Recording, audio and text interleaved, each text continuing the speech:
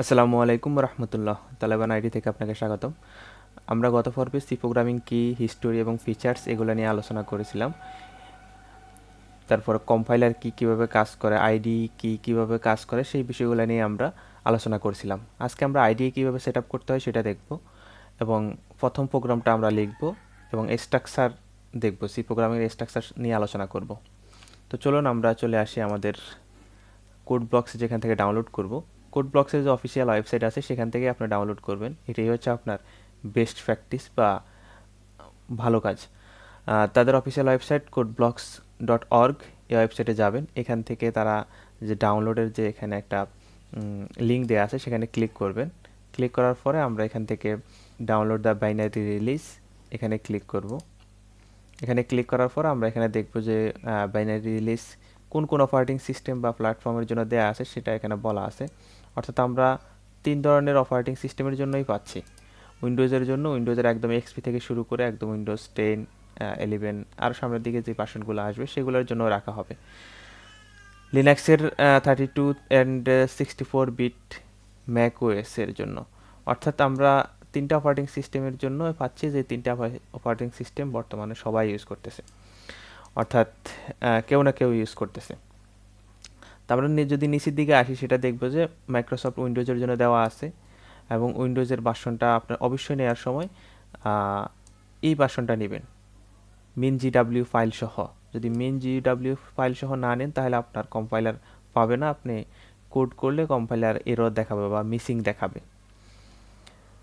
তো সেক্ষেত্রে আবার আলাদা করে ডাউনলোড করে ইনস্টল করা সেটা আলাদা একটা ঝামেলার কাজ। তো অবশ্যই আপনি যখন ডাউনলোড করবেন সেক্ষেত্রে এই ফাইলটা সহ ডাউনলোড করবেন এবং উইন্ডোজের আপনি যেই বিটে থাকবেন, অর্থাৎ যে বিট ইউজ করতেছেন 32 বিট অথবা 64 বিট, সেটা থেকে আপনি চয়েস করে নেবেন। অবশ্যই সবাই এখন 64 বিটেই মুভ করছে, 32 বিট খুব কম।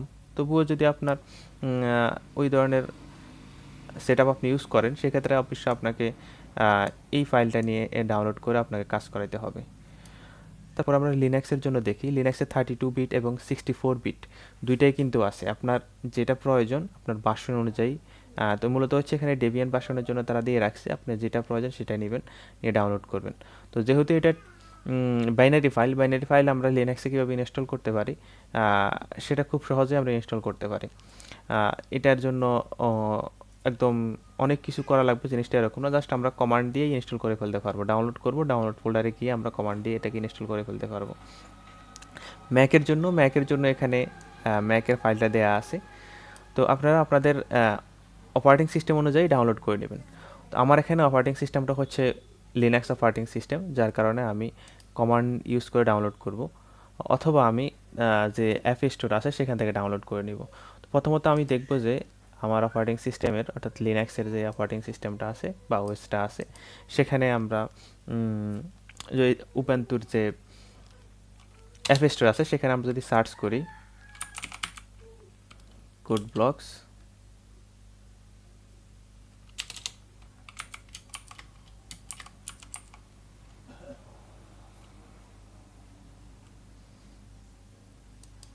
ডেবিয়ান প্যাকেজ,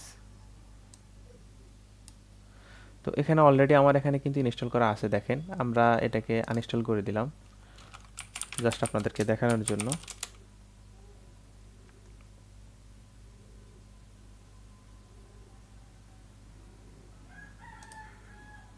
ওকে, আমরা যদি আবার দেখি কোড ব্লকস আইডিই, তো আমাদেরকে ইনস্টল করতে বলতেছে। আপনি এখানে ক্লিক করলে ইনস্টল হয়ে যাবে। যদি আপনি এখান থেকে ইনস্টল না করতে চান সেক্ষেত্রে আপনি হচ্ছে টার্মিনাল ইউজ করে ইনস্টল করতে পারেন। তো টার্মিনাল ইউজ করে কীভাবে ইনস্টল করবেন সেটার জন্য প্রথমে আপনাকে আপডেট করে নিতে হবে, sudo apt আপডেট, এটা দিয়ে আমরা প্রথমত আমাদের সিস্টেমটাকে আপডেট করে নিব। পরবর্তীতে আমরা এখানে ইউজ করব sudo apt install codeblocks dash contrib space g++ দিয়ে আমরা এন্টার দিব। এন্টার দেওয়ার সাথে সাথে এটা ইনস্টল হয়ে যাবে। দেখেন আমাদের এখানে কিন্তু ইনস্টলিং প্রসেসিং চলতেছে। তো এক্ষেত্রে হয়তো আমাদেরকে একটু ওয়েট করা লাগবে, আবার দ্রুততার সাথে হয়ে যেতে পারে, কোনো সমস্যা নেই।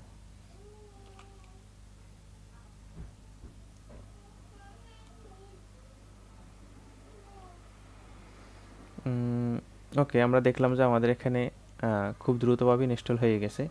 এবং আপনি যদি এখানে টার্মিনাল মোড দিয়ে দেখতে চান, তাহলে কোড ব্লকস স্পেস এন্ড দিবেন, তাহলে কোড ব্লকসটা ওপেন হয়ে যাবে। এই যে দেখেন কোড ব্লকসটা ওপেন হয়ে গেছে। ওকে, তারপর ম্যাকের জন্য আপনি কীভাবে ইনস্টল করবেন, ম্যাকের জন্য কিন্তু এখানে ইনস্টল প্রসেস দেওয়া আছে। আর উইন্ডোজেরটা আমি পরবর্তীতে দেখাবো। উইন্ডোজের ইনস্টল করা খুব সহজ, জাস্ট এখানে ক্লিক করে ডাউনলোড করবেন, তারপরে আপনি নেক্সট দিয়ে এটাকে সেট আপ করে নেবেন। অন্যান্য সফটওয়্যার যেভাবে আপনি ইনস্টল করেন সেমভাবেই এই সফটওয়্যারটা ইনস্টল করে নেবেন। এখন আমরা দেখব কোড ব্লকসে কিভাবে আমাদের ফাইলটাকে আমরা রান করাবো, বা আমাদের সি প্রোগ্রামিং করার জন্য আমরা কিভাবে ফাইল তৈরি করব।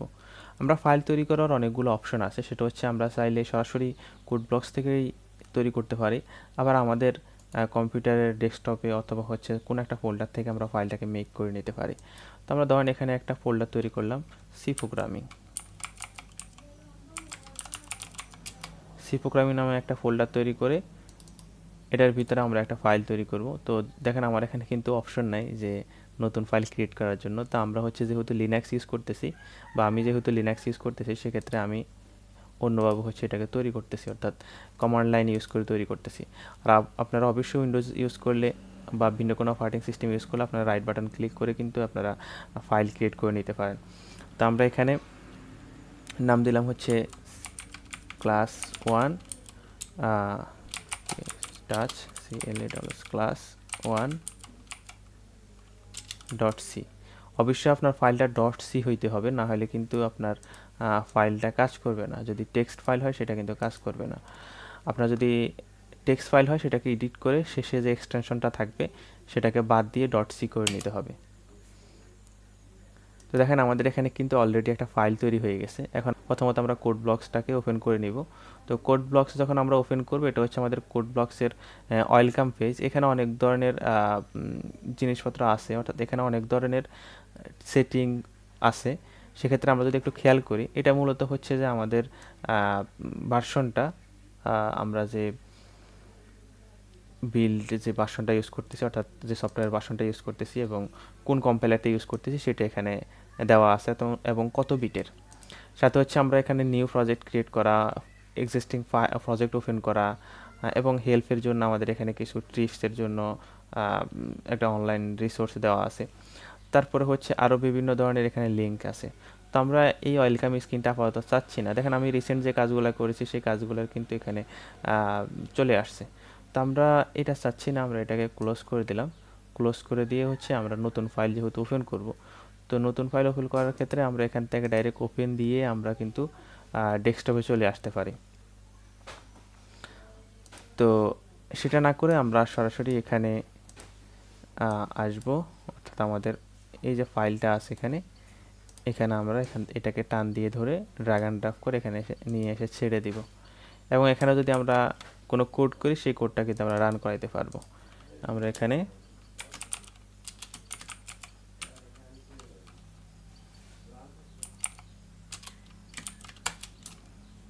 include library.h integer main